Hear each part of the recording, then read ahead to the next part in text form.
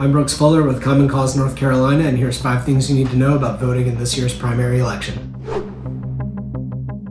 North Carolina's 2026 primary election is underway, and where needed, the primary will narrow the field of candidates for some contests, including the U.S. Senate, U.S. House, and other important offices. This is your chance to decide which candidates will move on to the fall general election. In North Carolina, voters registered with a particular political party can vote only in their party's primary. So voters registered as Democrats can vote in only the Democratic primary, and registered Republicans can vote only in the Republican primary. But what about voters who aren't members of any party? In North Carolina, these unaffiliated voters can choose which party's primary they want to vote in.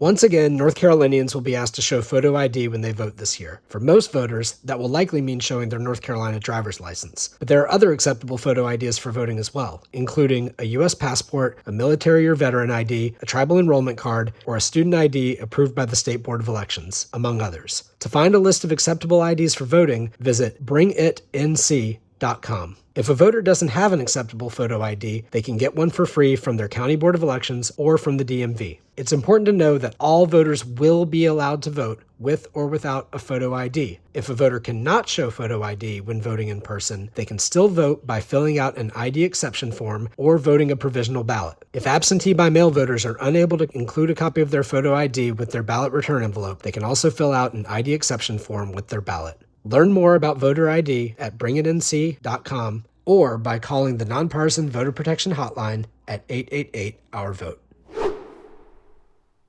If you're already registered to vote at your current address, you don't need to re-register before each election. But if you're not yet registered to vote, or if you've moved to a new address since the last time you voted, here are some important things you need to know. The regular voter registration deadline for North Carolina's primary election is February 6th. If you have a driver's license, you can register to vote online through the DMV. You may also register to vote in person at a DMV office or your County Board of Elections office. For more information on registering to vote, visit ncvoterguide.org/register. If you missed the voter registration deadline, you can still register to vote and cast a ballot during the early voting period from February 12th through February 28th using what's called same-day voter registration. Note that the same-day voter registration isn't available on March 3rd, the primary election day itself. If you aren't registered to vote and missed the February 6th regular voter registration deadline, the only way you can register to vote and vote for the primary is by using same-day registration during the early voting period. To use same-day registration, go to any early voting site in your county from February 12th through February 28th when it's open.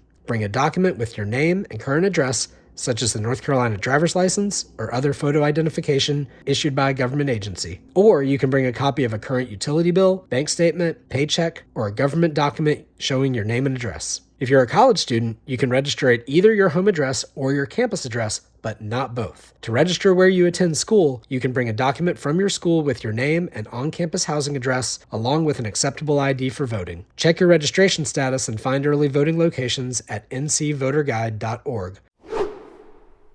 If you want to vote absentee by mail this primary election, you can request an absentee ballot right now from your County Board of Elections. Learn how at ccnc.me/vote-by-mail. The deadline to request an absentee ballot is February 17th. A recent change to state law means that county boards no longer look at the postmark date to judge whether an absentee ballot was cast in time to be counted. If you're voting absentee, your completed absentee ballot must be received by your County Board of Elections no later than 7:30 p.m. on March 3rd, the primary election day. It's a good idea to mail back your completed absentee ballot as soon as possible in case there are delays in mail delivery. You can also hand deliver your absentee ballot to your County Board of Elections office or any early voting site in your county during the early voting period. You may not return your absentee ballot to a polling place on primary election day.